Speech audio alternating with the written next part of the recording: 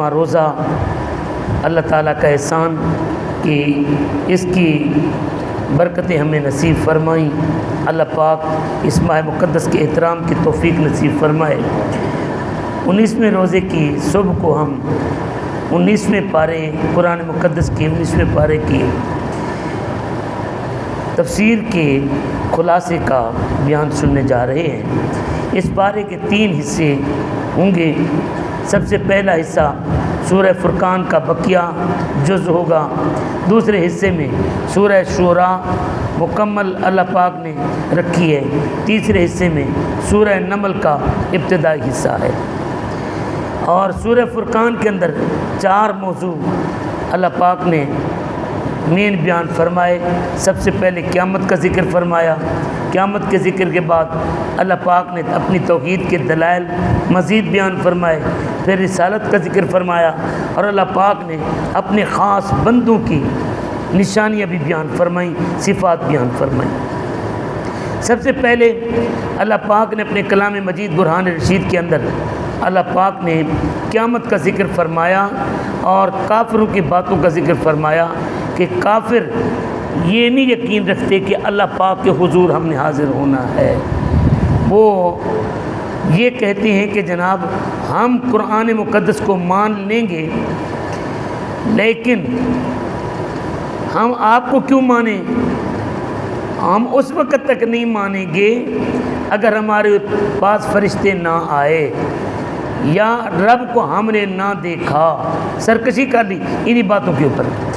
اب اللہ پاک یہاں پر فرماتا ہے کہ میرے محبوب ان کو بتا دو کہ پہلی قوموں کے پاس بھی نبی آتے رہے، فرشتے نہیں آئے، اور جب بھی فرشتے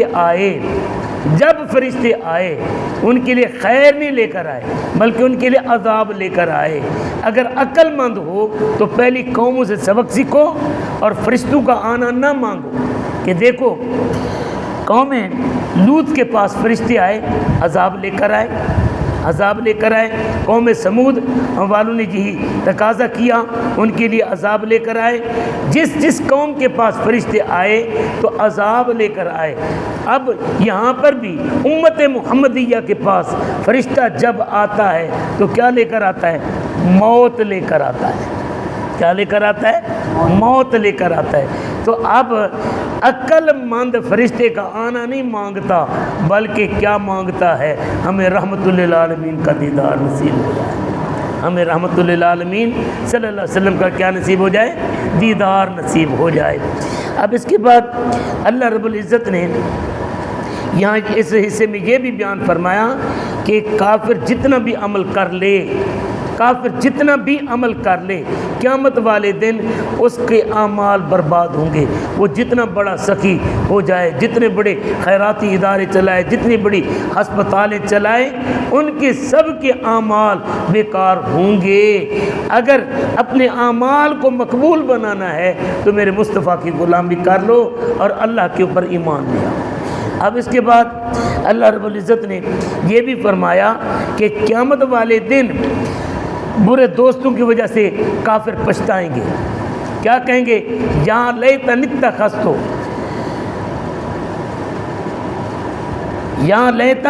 اتخذت فلانا خلیلا، یا لیتنی اتخذت مع الرسول سبیلا، کاش کہ میرا بھی نبی کریم صلی اللہ علیہ وسلم کے ساتھ کوئی واسطہ نسبت جڑ جاتی۔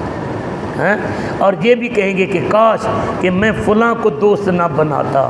تو یہاں پر مفسرین لکھتے ہیں کہ نبی کریم صلی اللہ علیہ وآلہ وسلم نے ارشاد فرمایا کہ دنیا کے اندر اپنے دوست اچھے بنا لو کہ قیامت والے دن یہی دوست تمہارے لیے عذاب کا سبب بھی بنیں گے اور تمہارے لیے نجات کا سبب بھی بنیں گے۔ اگر دوست اچھے ہوں گے، میرے نبی کریم صلی اللہ علیہ وسلم کے پاس یہاں بڑی پیاری حدیث پاک ہے، ایک بندہ آیا، چہرے کا رنگ اترا ہوا، بڑے پریشانی کے آثار ہیں۔ میرے نبی کریم صلی اللہ علیہ وسلم نے فرمایا کہ کیا پریشانی ہے؟ کیا کوئی گھر کے اندر بھوک، کیا کوئی مسئلہ، کوئی بیماری، کوئی گھر کے اندر لڑائی جھگڑا؟ آقا کوئی غم نہیں۔ پھر کیا غم ہے یا رسول اللہ؟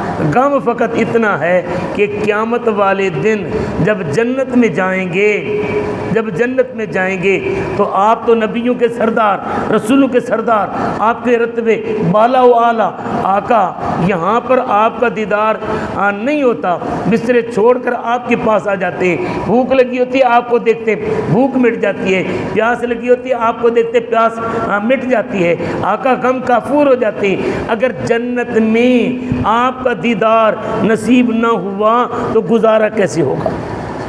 یار دیکھیں، یہ صحابی ہے، یہ صحابی ہیں، جنت میں بھی میرے نبی کی قربت مانگ رہا ہے، جنت میں بھی۔ اب میرے نبی کریم صلی اللہ علیہ وآلہ وسلم نے ارشاد فرمایا، پکی بات ہے نا، اور تو کوئی غم نہیں، یہی غم ہے آقا، بس یہی غم ہے۔ میرے کریم نبی، میرے لجپال نبی، میرے غمخوار نبی، میرے نبی کریم صلی اللہ علیہ وسلم ارشاد فرماتے ہیں، انتا مع من احببتہ، غم نہ کر، تو جیسے محبت کرتا اسی کے ساتھ ہوگا۔ تو اس لیے ہمیں دوست اور محبت اس سے رکھنی چاہیے کہ جو قیامت والے دن ہمارے کام آ جائے۔ اب ہماری دوستی، ہمارا تعلق، ہماری محبت کس سے ہونی چاہیے یارو؟ سب سے بڑھ کر رسول اللہ سے ہونی چاہیے۔ محمد بوٹیا جھوٹے جگ سارا، سونے محمد نے سچیاں جاری۔ اس کے بعد اللہ رب العزت نے توحید کا ذکر فرمایا۔ توحید کے دلائل میں مالک الملک نے جن چیزوں کا ذکر فرمایا کہ دیکھو، تم اگر غور کر کے دیکھو، مالک الملک نے اپنی قدرت کی نشانیاں کتنی بیان فرمائی ہوئی ہیں۔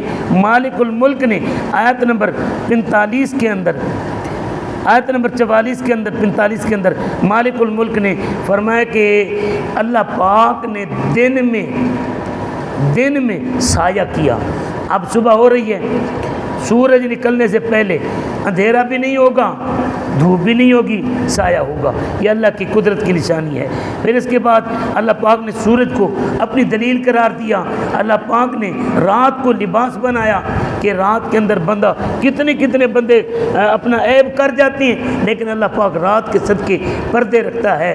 اور پھر نیند کو سکون کا ذریعہ بنایا، دن کو اٹھنے اور روزی کمانے کا ذریعہ بنایا، ہواؤں کو بشارت دینے والی بنایا کہ بارش سے پہلے ہوائیں چلتی ہیں۔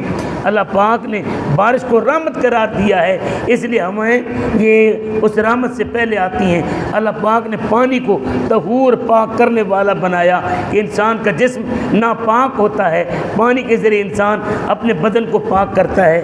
یہ اللہ کی قدرت کی نشانی ہے۔ اللہ پاک پانی کے ذریعے زمین کو زندہ کرتا ہے کہ بنجر زمین پر جب بارش برستی ہے، پانی آتا ہے تو وہ زمین زندہ ہو جاتی ہے، کھیت کھلیان سبزہ اور میوہ جات اگتے ہیں۔ اللہ پاک نے اپنی قدرت کی نشانی کیا بیان فرمائی جو سورہ رحمان کے اندر بھی ہے، مارج البحرین یلتقیان بینہما برزخ لا یبغیان۔ یہ آج کل تو نیٹ کا دور ہے، سوشل میڈیا کا دور ہے، ساری دنیا دیکھ رہی ہے کہ اللہ پاک نے دو سمندر بنائے، ایک طرف میٹھا پانی ہے، ایک طرف کھارا پانی ہے، درمیان میں کوئی دیوار نہیں، کوئی رکاوٹ نہیں، لیکن کھارا میٹھے کے ساتھ، میٹھا کھارے کے ساتھ نہیں ملتا۔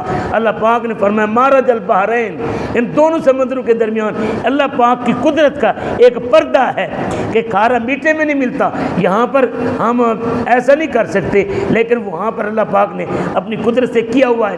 اسی طریقے سے اگر آپ دیکھیں کہ خون اور گوبر کے درمیان سے اللہ پاک دودھ نکالتا ہے، جانور کی کھیری، گائے کی، بھینس، بکری کی کھیری سے جو دودھ نکلتا ہے، یہ کیا ہے؟ یہ گوبر اور خون کے درمیان سے مالک نکالتا ہے۔ مارج البحرین یلتقیان بینہما برزخ لا یبغیان، ان دونوں کے درمیان پردہ ہے، اللہ پاک اس کو ظاہر فرماتا ہے۔ اللہ پاک نے اپنی قدرت کی نشانی بیان فرمائی۔ پھر اللہ پاک نے انسان کے بارے میں فرمایا میں نے تجھے پانی سے بنایا، پھر رشتے بنائے۔ وفی انفسکم افلا تبصرون، تو اپنے آپ میں غور کیوں نہیں کرتے کہ تمہارے اندر اللہ کی قدرت کی نشانیاں پڑی ہیں۔ پھر اس کے بعد اللہ پاک نے اپنی رسالت کا ذکر فرمایا۔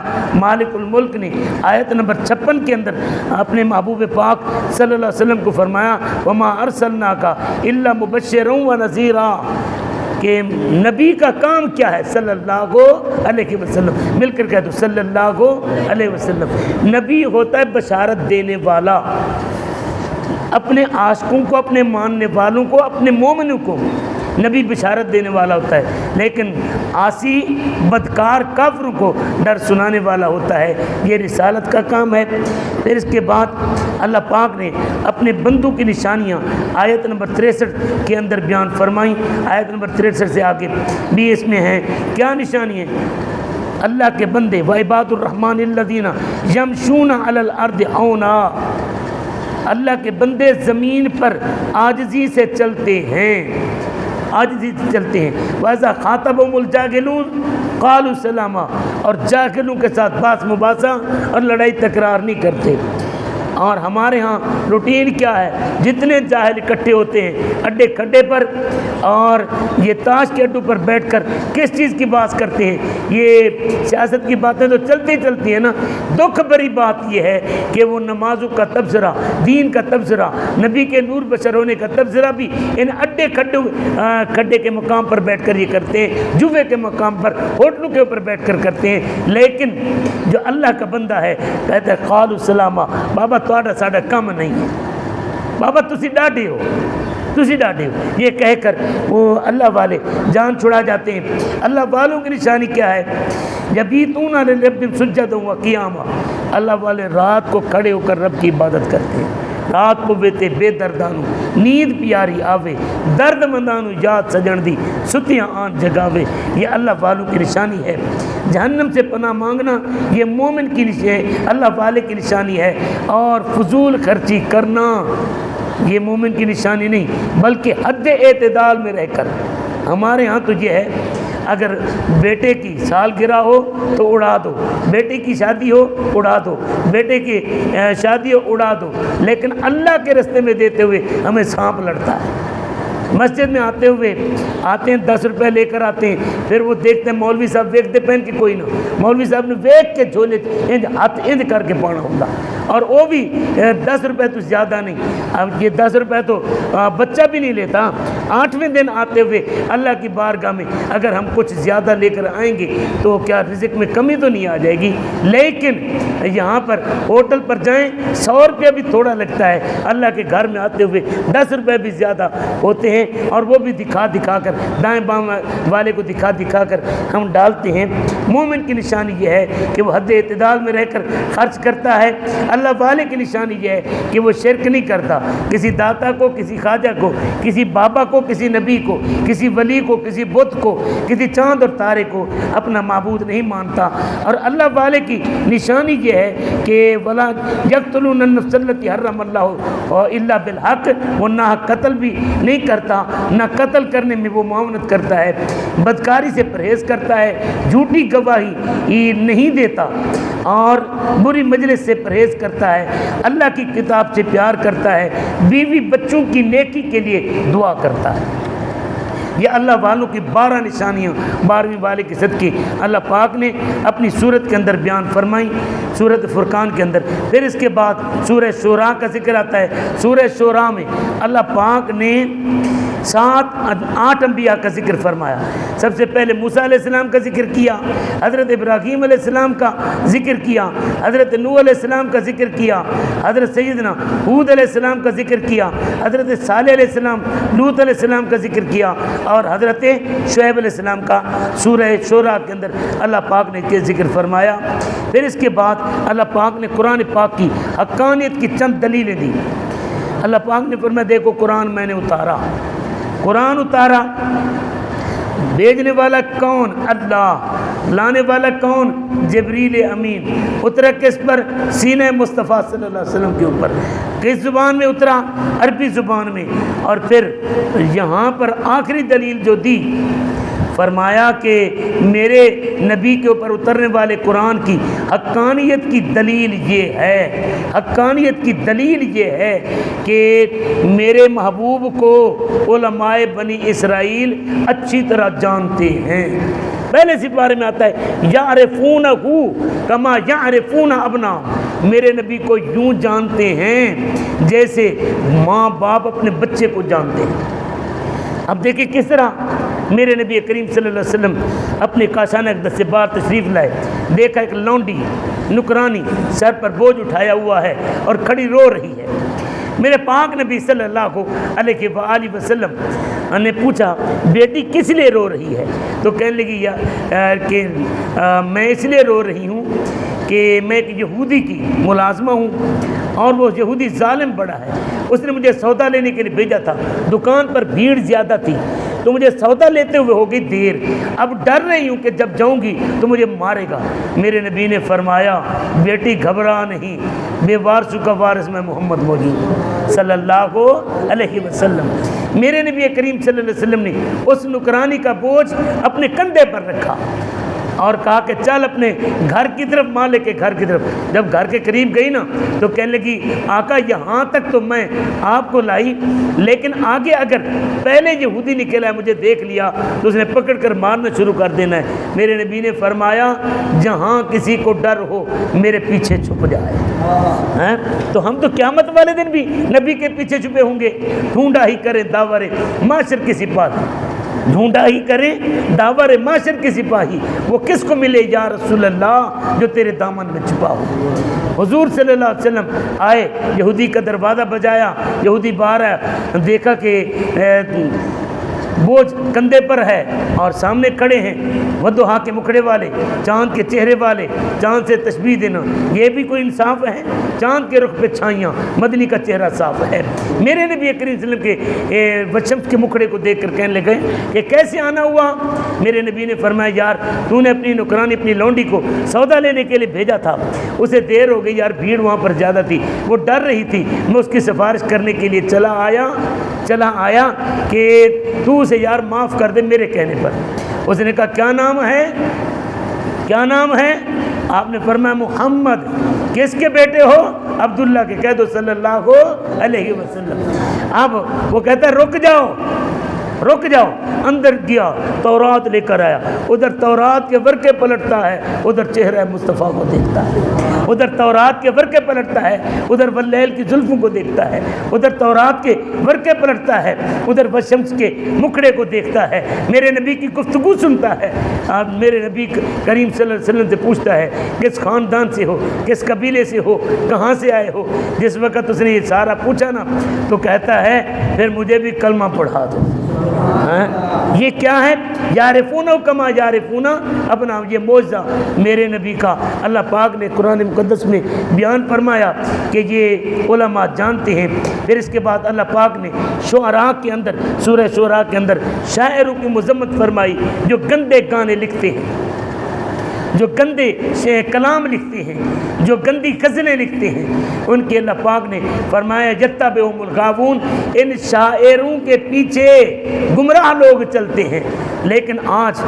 لیکن یہاں یہ بھی ذہن میں رکھیں کہ اللہ پاک نے شعرائے اسلام کو ان سے نکالا، اور یہاں پر میرے نبی کریم صلی اللہ علیہ وسلم نے یہ گناہ والی شاعری اور شعروں کے بارے میں فرمایا کہ انسان کے جسم میں آگ بھری ہو، یہ اس سے بہتر ہے کہ اس کے پیٹ کے اندر کوئی شعر اسے گناہ والے شعر یاد کیے ہوئے۔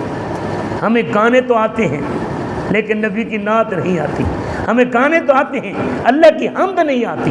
میرے نبی فرماتے پیٹ کے اندر انگارے بھرے ہونا یہ تیرے لیے اچھا ہے، اس سے کہ تیرے جسم کے اندر، تیرے دل کے اندر، تیرے دماغ کے اندر گندے گانے اور گندے شعر تجھے یاد ہو۔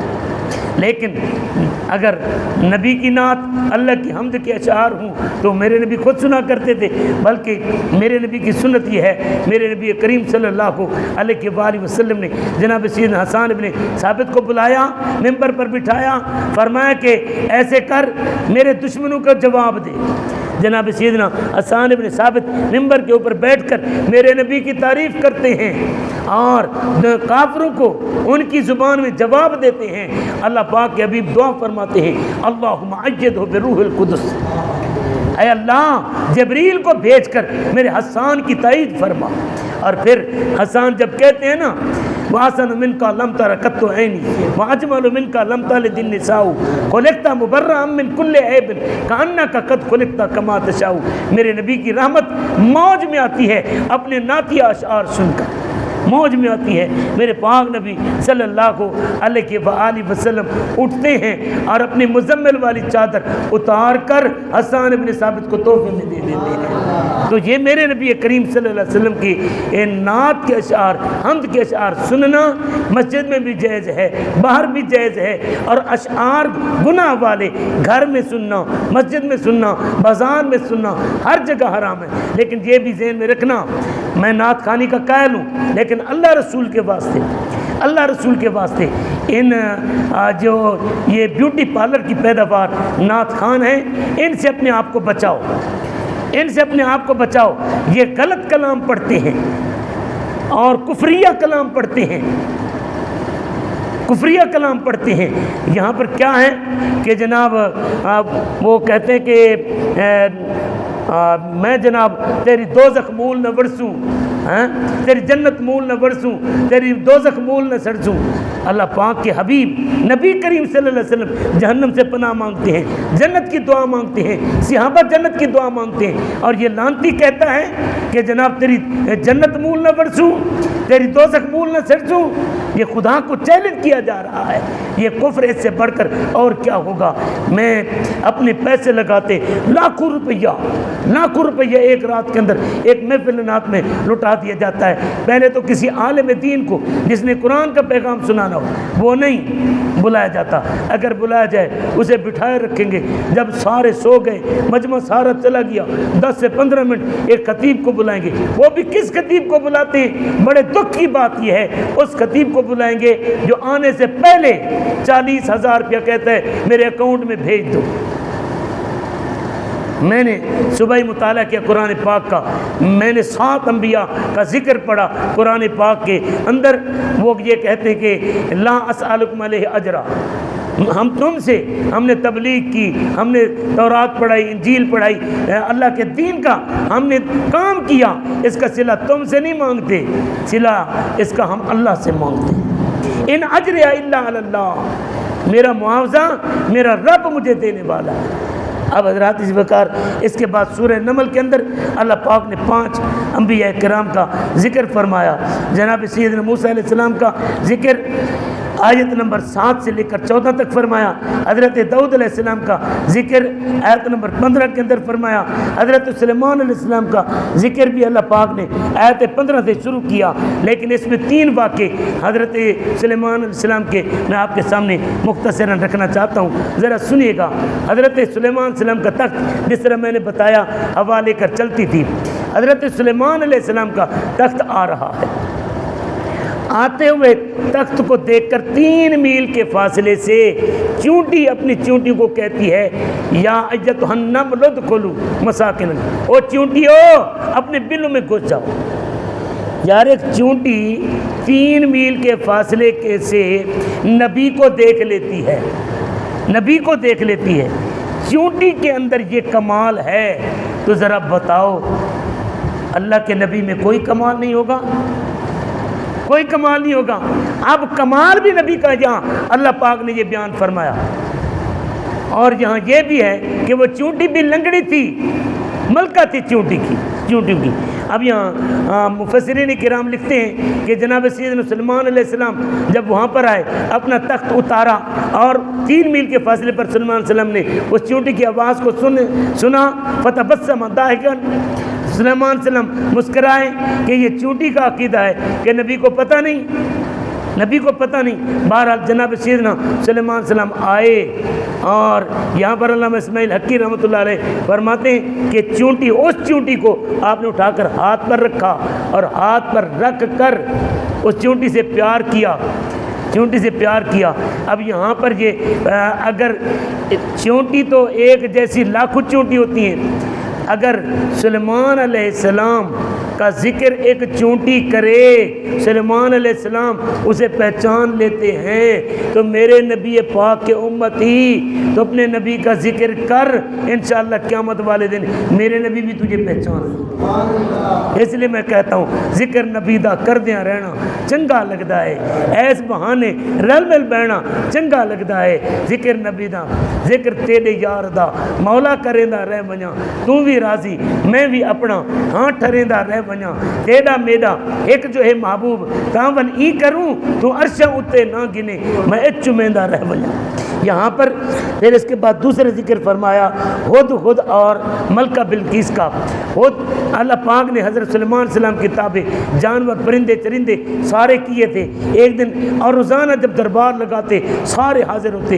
ایک دن سلیمان علیہ السلام نے، اچھا یہاں بات میں کرنے سے پہلے یہ بتاتا چلوں، ہد ایک پرندہ ہے چھوٹا سا، لیکن کمال یہ ہے وہ فضا میں اڑتا ہوا یہ دیکھ لیتا ہے کہ زمین میں پانی کتنا گہرا ہے۔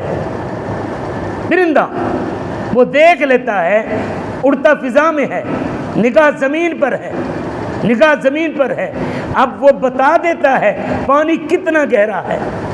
اب وہ نبی سلیمان علیہ السلام کا خادم تھا، اب ایک دن دربار میں نہ آیا، سلیمان علیہ السلام نے حاضری لگائی، پوچھا کہ ہدہد کہاں ہے؟ کہنے لگے جی وَتَفَقَّدَ الطَّيْرَ، ہدہد کو نہ پایا۔ تو سلیمان علیہ السلام نے کہا کہ کہاں ہے؟ انہوں نے کہا پتہ نہیں۔ اب آپ نے فرمایا اچھا آئے صحیح، اگر عذر معقول ہوا تو ٹھیک، ورنہ میں اس کو ذبح ٹوٹے ٹوٹے کر دوں گا۔ آیا تو اس نے ملکہ بلقیس کی خبر سنائی۔ ملکہ بلقیس کی خبر جب اس نے سنائی نا تو سلیمان علیہ السلام نے اپنا خط بھیجا، مختصراً عرض کر رہا ہوں کہ ملکہ بلقیس سلیمان علیہ السلام کے پاس آ رہی ہے۔ سلیمان علیہ السلام اپنے دربار میں بیٹھے ہیں، آپ فرماتے ہیں کہ کون ہے جو ملکہ بلقیس کا تخت لے کر آئے؟ ملکہ بلقیس کا تخت محل کے اندر ہے اور محل کو تالے لگے ہوئے ہیں، اوپر پہرے لگے ہوئے ہیں۔ سلیمان علیہ السلام اپنی مجلس میں بیٹھے ہوئے ہیں، اور وہ تخت بھی کتنا ہے؟ 80 گز لمبا اور 40 گز چوڑا ہے، اور سونے اور چاندی اور ہیرے جواہرات سے جڑا ہوا ہے۔ اس کا وزن کتنا ہوگا؟ حضرت سلیمان علیہ السلام فرماتے ہیں کہ کون ہے جس تخت کو لے کر آئے؟ قال عفریت من الجن، ایک جن کہنے لگا انا آتی کبھی، میں اس کو لے کر آؤں گا۔ کتنی دیر میں؟ اس سے پہلے کہ آپ اپنی دربار برخاست کریں۔ آپ نے فرمایا یہ تو بہت لمبا ٹائم ہے، اور وہ بھی کتنا؟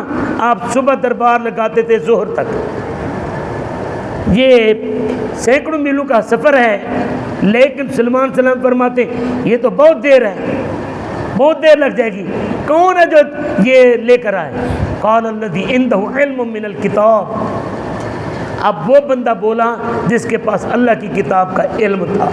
یہاں پر علماء فرماتے ہیں کہ اس کے پاس اللہ تبارک و تعالیٰ کے اسم اعظم کا علم تھا، اسم اعظم کا وظیفہ کرتا تھا۔ اب اس نے کہا انا آتی کبھی، میں لے کر آؤں گا۔ کتنی دیر لگاؤ گے؟ قبل ان یرتد الیک طرفک، اس سے پہلے کہ آپ اپنی پلک جھپکے، آنکھ بند ہے تو کھلے گی نہیں، اگر کھلی ہے تو بند نہیں ہوگی۔ آپ نے فرمایا ٹھیک ہے لے آؤ۔ اب وہیں پر وہ بندہ اٹھا نہیں، گیا نہیں، ہلا نہیں، سلیمان علیہ السلام کے پاس وہ تخت حاضر کر دیا۔ اگر سلیمان علیہ السلام کی امت کے نبی کا، امت کے ولی کا یہ عالم ہے تو میرے پاک نبی کے امت کے غوث اعظم کا کتنا مقام ہوگا، بابا فرید کا کتنا مقام ہوگا، داتا گنج بخش کا کتنا مقام ہوگا۔ پہلے بھی میں نے شاید آپ کو سنایا، تبلیغی جماعت نے ایک انگریز کو اپنے ساتھ ملا لیا، مسلمان کر لیا، اس کے ساتھ لے کر پھرتے۔ یہ طریقہ ہوتا ہے ان کا، ایک عربی زبان والے کو ساتھ رکھ لیتے ہیں اور وہ کہیں قریب کھڑے کر کے اس سے عربی بلواتے ہیں، ساتھ ٹرانسلیٹر کھڑا کر دیتے ہیں، یہ ایک جال ہوتا ہے ان کا، کہتے ہیں جناب یہ کویت سے آیا، یہ عرب سے آیا، یہ جناب کہاں سے، تیونس سے آیا، فلاں جگہ سے، اسی طرح انگریز کو بھی لے کر پھر رہے تھے۔ اب وہ ان سے سوال کرتا تھا کہ مجھے یہ بتاؤ ملکہ بلقیس کا تخت کیسے آتا؟ وہ کہتے بس قرآن کے اندر ہے، مان لو۔ اور مان تو لیا مگر کیسے ہے بتاؤ تو صحیح۔ بس جی مان لو۔ لاہور داتا دربار کے پاس سے گزرنے لگے نا تو مجمع لگا، دیکھا رش لوگوں کا، دیکھا، کہنے لگا یہاں کیا ہو رہا ہے؟ انہوں نے کہا بس ٹھیک ہے یہ لوگ ایسے جمع، نہیں یار بتاؤ تو صحیح۔ مجھے ادھر سے کھچ پڑی، مجبور ہو کر اس کے ساتھ چلے گئے۔ جب داتا کے دربار کے قریب گئے نا تو ایک سفید پوش سفید داڑھی والا بندہ آگے بڑھ کر اس سے سلام لیتا ہے، سلام کا جواب ہوتا ہے، کہتا ہے ٹھنڈا پسند کرو گے یا گرم؟